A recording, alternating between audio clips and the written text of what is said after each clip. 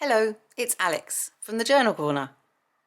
I finally got round to filming a flip through of my 2023 bullet journals. For the last few years I've been using B5 Archeron olives. I can fit 6 months at a time, so usually use 2 a year. As well as being productive tools, I do find that a creative bullet journal means I'm more likely to use it, stay consistent. I really enjoy the process of creating as a way to unwind. July and August, school holidays, so often I have a more minimal layout. You can see I've left some pages, but I haven't added anything to them. I feel like my annual pages are done at the beginning of January or they just don't get done. So this one goes straight into July. Now, because it was such a busy month, I relied on stickers and cards to create a travel theme.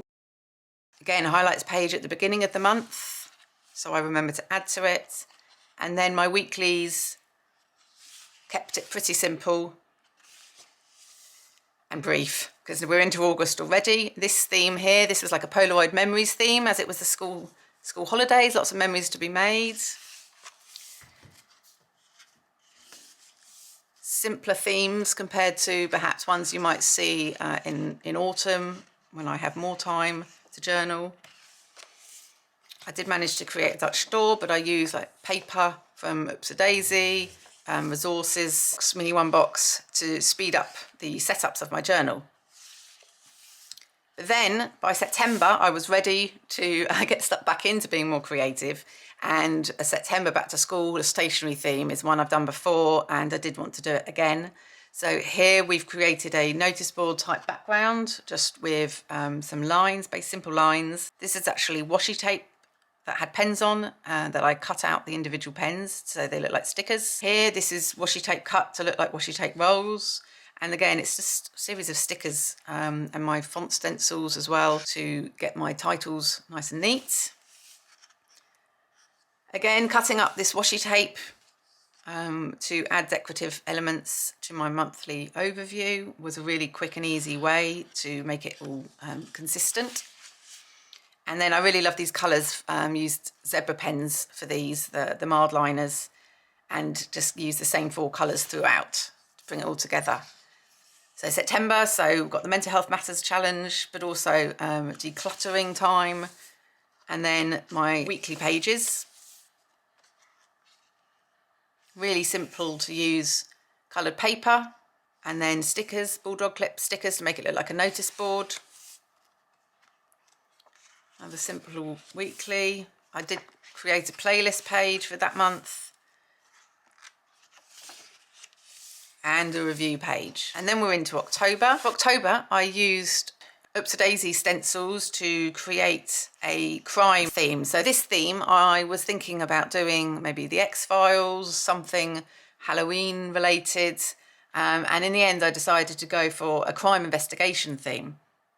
It was a really fun one to do, actually. I like the fact that I used grey, which wasn't a colour I often used, and the stencil meant I could really do the letters in like a ransom note vibe. I had the date stamp from the Archeron Olive subscription box to use as well, which worked really well. And this was a puzzle stencil from Oops a Daisy, so obviously saved time too.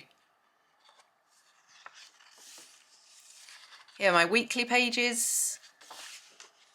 And then a month in review page that I forgot to fill in.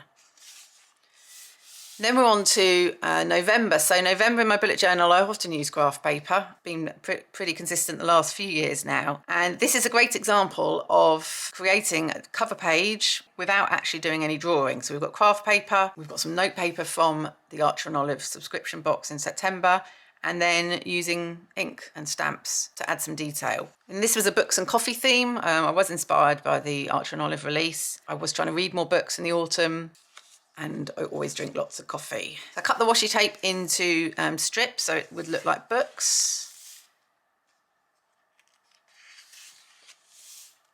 Use the stamps for simple decoration, really save time. Highlight page.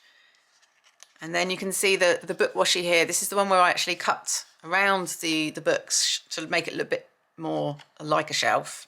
It was almost like a sticker, creating a long sticker. And then using ink as well, like instead of black ink, I used some neutral colours as more of a background. I really liked how this page turned out. The wide washi here as well from Archer and Olive gives a fantastic header.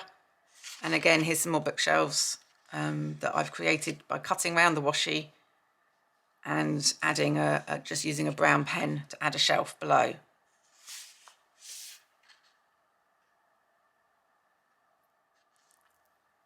In December, I decided to get the paint out. It's watercolour. I'm definitely not an expert of watercolour, but I actually felt like painting one afternoon. So I actually painted a few pages using a tutorial online, and then they were all ready to use throughout my journal. December's a busy month, so it was a way to save time. So here's my monthly overview, and I had these sections already painted, ready to go, so I could just add them in and work around them. Dashboard page for a busy month. And then weeklies, relatively simple, adding in the watercolour painting that I'd already done. And I do admit I had quite a few pages left at the end of this journal, but obviously I wasn't going to start January in it. So there we have a look through my bullet journals for 2023. I am trying to share more on YouTube, so please do subscribe for similar videos, but I'm definitely updating my Instagram a lot more often, which is @thejournalcorner. Thank you for watching today. Why don't you drop me a comment and let me know what your favourite theme was from these bullet journals?